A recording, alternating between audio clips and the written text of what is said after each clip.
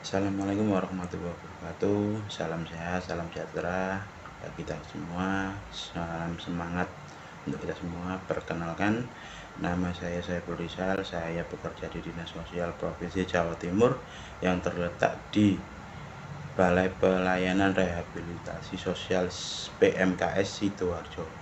Saya akan menjelaskan tentang hasil praktek belajar lapangan saya yang terletak di Balai Pelayanan Rehabilitasi Sosial PMKS Sidoarjo.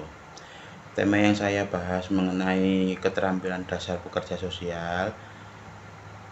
Sebelum saya menjelaskan hasil dari praktek belajar lapangan dan akan menjelaskan 4 pembahasan dalam presentasi saya.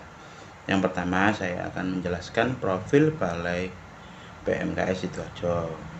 Kedua, bentuk keterampilan dasar pekerjaan sosial yang berkaitan di Balai PMKS Sidoarjo, baik pemecahan kasus klien yang terjadi di dalam Balai PMKS Sidoarjo, serta apa saja jejaring kemitraan yang ada dalam penanganan masalah di Balai PMKS Sidoarjo. Untuk yang ketiga, faktor pendukung dan penghambat, serta yang terakhir, rekomendasi untuk Balai PMKS Sidoarjo kedepannya agar semakin lebih baik dan semakin jaya. Oke, tanpa panjang lebar, yang pertama yang akan saya sampaikan adalah mengenai profil Balai PMKS Sidoarjo di mana saya bekerja saat ini. Balai PMKS Sidoarjo terletak di Jalan Pahlawan V atau 5, Kelurahan Lemah Putra, Kecamatan Sidoarjo.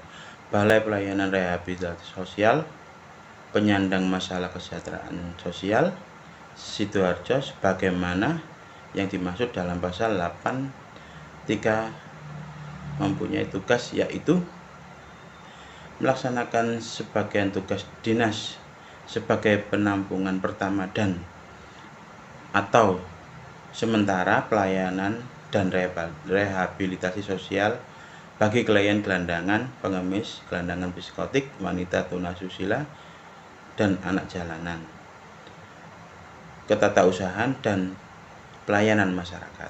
Balai PMKS Sidoarjo memiliki visi dan misi penanganan PMKS dari sudut-sudut jalanan di perkotaan. Sedangkan misi meningkatkan kualitas SDM, profesionalitas pelayanan terhadap PMKS jalanan, meningkatkan koordinasi dan sinkronisasi mekanisme kerja penanganan PMKS jalanan dengan pemerintah kabupaten atau kota, mengembangkan jaringan dengan kelompok profesional dan perguruan tinggi untuk mengembangkan metode dan teknik pelayanan, mempersiapkan kondisi sikap, mental, dan perilaku serta keterampilan dasar PMKS jalanan sebelum mendapatkan pelayanan lanjutan di UPT rujukan, meningkatkan mekanisme kerja yang efektif dan efisien dan penanganan PMKS jalanan, meningkatkan kualitas pelayanan pada PMKS jalanan, penanganan PMKS dari sudut-sudut jalanan atau di perkotaan. Sasaran penerimaan program pelayanan adalah PMKS dari hasil razia simpatik yang dilakukan oleh kabupaten atau kota lalu dikirimkan dari lembaga atau instansi dan kiriman dari masyarakat. Sedangkan kriteria penerimaan klien di Balai PMKS Sidoarjo yakni sehat jasmani, tidak berpenyakit menular, tidak sedang dalam keadaan sakit yang memerlukan perawatan medis, dan tidak sedang berurusan dengan penegak hukum, mampu beraktivitas untuk diri sendiri, bersedia diasramakan, bersedia menaati tata tertib peraturan balai, dan membawa surat pengantar atau rujukan dari instansi pengirim. Yang kedua, saya akan menjelaskan tentang keterampilan dasar pekerja sosial terhadap klien Balai PMKS Sidoarjo. Sebelum saya akan memberikan mengenai definisi pekerjaan sosial, di mana menurut International Federation of Social Work adalah profesi pekerjaan sosial mempromosikan pemecahan masalah dalam hubungan manusia, perubahan sosial, pemberdayaan dan pembebasan orang, dan peningkatan masyarakat, memanfaatkan teori perilaku manusia dan sistem sosial. Muhammad Aziz terkadang berbicara sendiri mengenai dirinya dan keluarganya, dan terkadang keinginan untuk pulang dan bertemu dengan keluarganya di Makassar. M. Aziz dulu pernah bekerja di Makassar. Beliau sendiri juga berasal dari Makassar. Awalnya beliau ditawari bekerja di Surabaya. Beliau berpikir akan mendapatkan pekerjaan yang layak di Surabaya dan bisa membanggakan orang tuanya saat akan kembali ke kota Makassar. Namun semuanya tidak sesuai dengan harapan beliau. Sampai di kota Surabaya, di tengah perjalanan ke tempat kerja beliau didekati oleh beberapa orang asing atau orang yang tidak dikenal beliau. Orang tersebut langsung memukul beliau dan merampas barang-barang berharga miliknya. Contoh seperti dompet, HP, dan beberapa uang saku untuk tinggal di Surabaya untuk sementara. Beliau tidak sadarkan diri dan ditemukan oleh aparat kepolisian, dibawa ke rumah sakit terdekat karena pihak kepolisian tidak menemukan identitas, dan saat dimintai keterangan beliau menjawab tidak memiliki keluarga di sini. Akhirnya beliau dibawa ke Balai Liponsos, Dinas Sosial Kota Surabaya. Selanjutnya dari Dinas Sosial Kota Surabaya beliau dipindahkan di Balai PMKS Sidoarjo.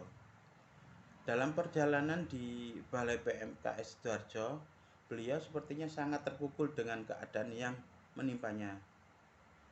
Angan-angan beliau untuk mendapatkan pekerjaan yang layak dan membanggakan keluarga terpaksa harus sirna, dikarenakan beliau sebenarnya juga ingin kembali ke keluarganya yang ada di Makassar. Namun sepertinya akibat kejadian pemukulan dan kehilangan identitas, beliau pun tidak ingat akan asal-usul dirinya.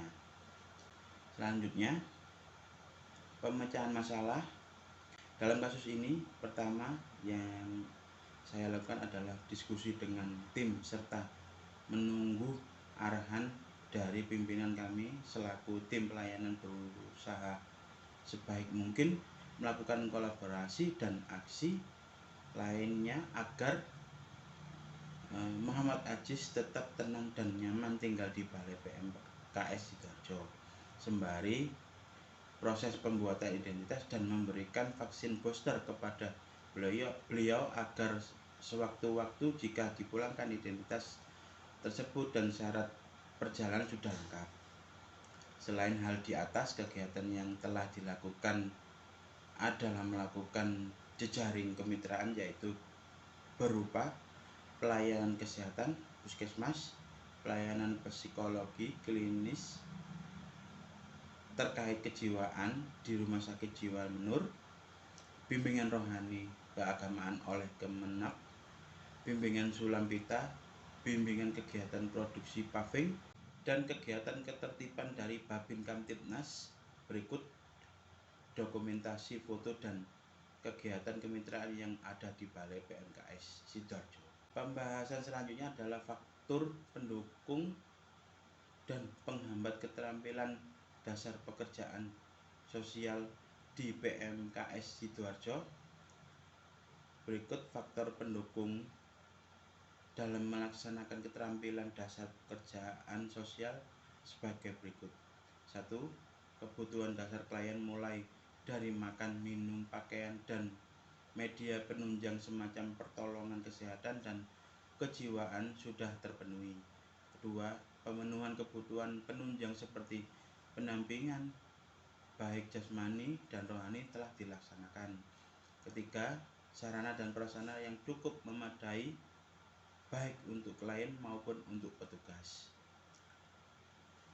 Selanjutnya, faktor penghambat yaitu kurangnya sumber daya manusia atau petugas pendamping dalam memenuhi kebutuhan dasar klien demi keamanan, tata tertib, dan mendiagnosis perkembangan klien.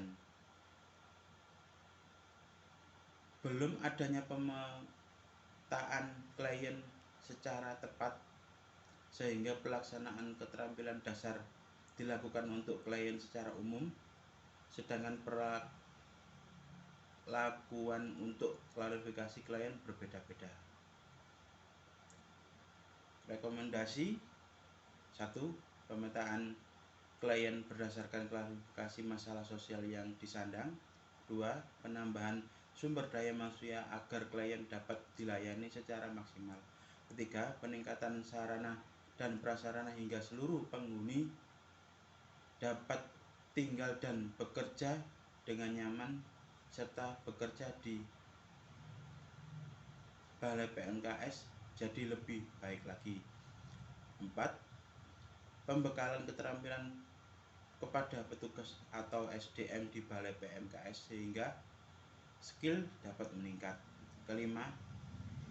Peningkatan kesejahteraan sosial bagi pegawai non-ASN atau relawan agar kinerja lebih baik.